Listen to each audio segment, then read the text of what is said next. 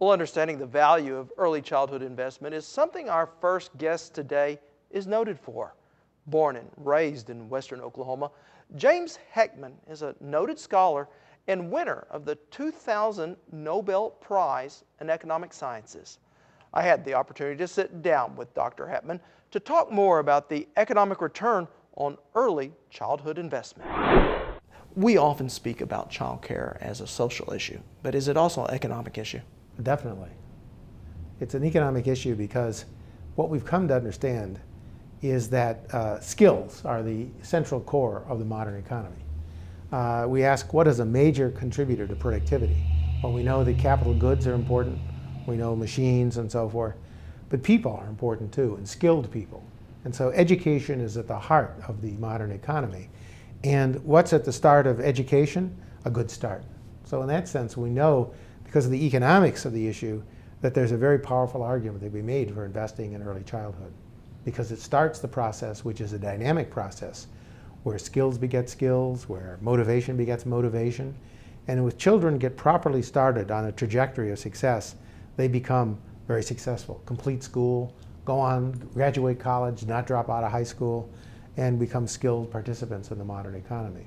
So when we study this on a purely economic basis, we see a very high economic rate of return, a return that's higher than what you get in conventional investments in the stock market over the last, forget the last 10 months or so, but if you look at the stock market between 1945 and say 2008, the average rate of return is about 5.8%, 6% on equity, just holding a stock and just getting the capital gains, all the appreciations, dividend streams.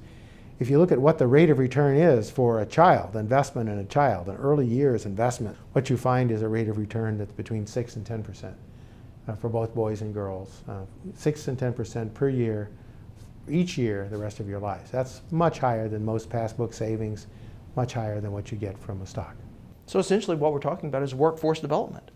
Well, you're talking about workforce development, but you're also talking about other aspects. It's not just, it's development, it's enhancing the productivity, it's avoiding other drains on society as well, though. So for example, another benefit of the program would be reduced crime.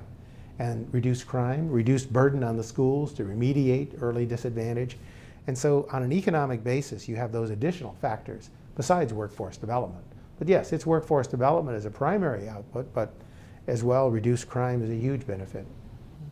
Increasingly, we're learning that we live in a very competitive global economy. How do we stack up compared to other countries? Well, we have slipped, there's no question about it. 50 years ago, the American educational system was the marvel of the world. We had one of the most highly educated workforces in the world. And what's happened is that we have no longer have that distinction by any means. We're way behind other countries. And the level of literacy and the level of sort of disadvantage at the bottom part of the distribution has actually been increasing.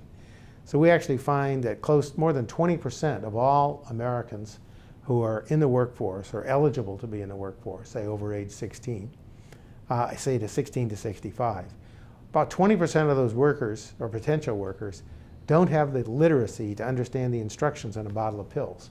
So you were to say, don't take a pill once a day, don't take more, or do some kind of not so complicated indication of how to handle the medication.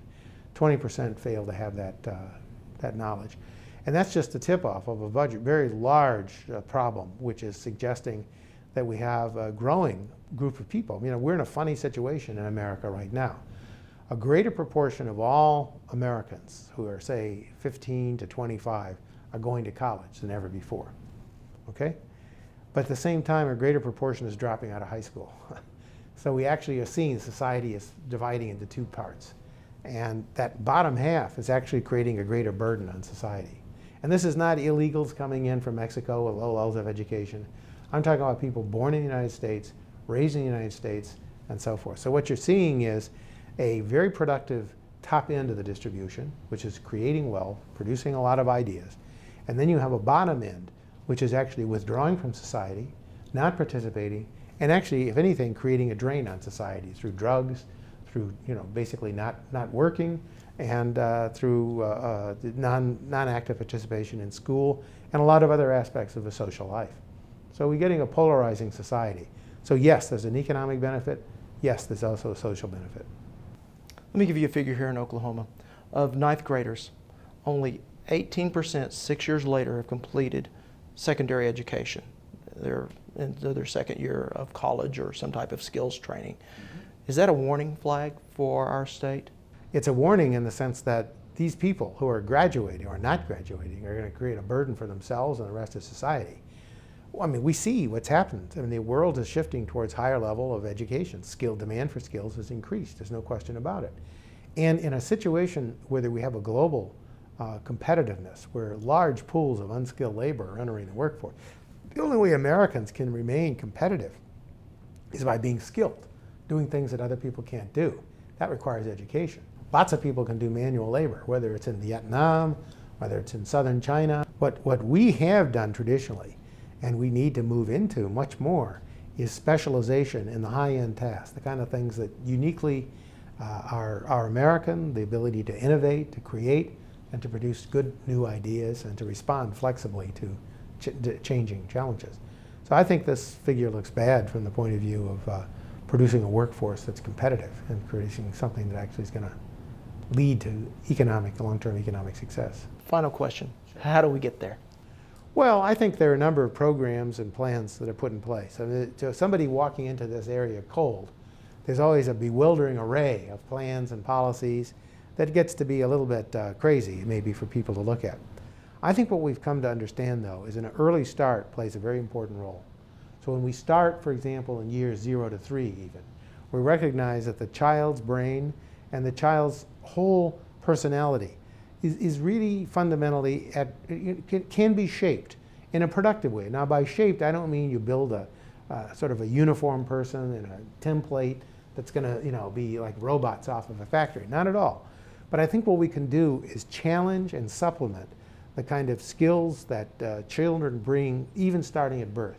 Their socio-emotional skills, and of course their academic skills. Look, in rich environments, in wealthy families, most wealthy families, not all, but in most wealthy families, what you have is a structure where children are being bathed in all kinds of supplements. Parents are taking the kids to museums. Parents are speaking to the kids. The verbal supplements that they get are enormous. Disadvantaged kids don't get that. So what happens is you start the cycle of disadvantage very early on.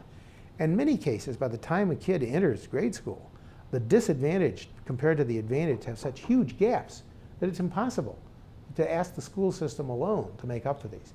So we have to think of a life cycle plan where we target different groups within the life cycle.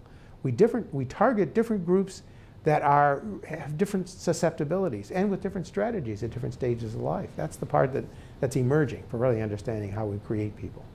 It was a pleasure. Thank you. Okay, thank you.